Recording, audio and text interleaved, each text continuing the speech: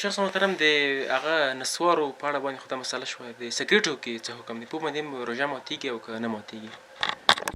د سیګریټو مسأله خو له نصوارو نه اسانه ده د سیګریټو په مسأله کې علما وایي ټول چې روزه ماتیږي ځکه موږ د فقه احنافو کتابونه وایي چې یو دخول د دود ده یو ادخال ده که دود خولې ته خپله ننوته روزه نه ماتیږي که ادخال دی و که ماتیږي نو د مونږ د احنافو د مذهب یو عالم تیر سوی علامه شورن بولالي چې د نورالزاح ملا باندې مونږ پیژنو د په منظومه د ابن وهبان باندې یوه شرحه کړې ده چې هغه شرحه تیسیر المقاصد نومیږي چې ما سره سته کتابخانه کې نو هغه کې دا لیکلي دي چې روزه خو خود ماتیږي د کفارې فتوا پې کړې ده چې کفاره پې باندې سته ده او کفاره به هم ده سړی ورکوي علامه عبدالحی لکنوي صاحب هم یو مستقل کتاب جوړ کړی ده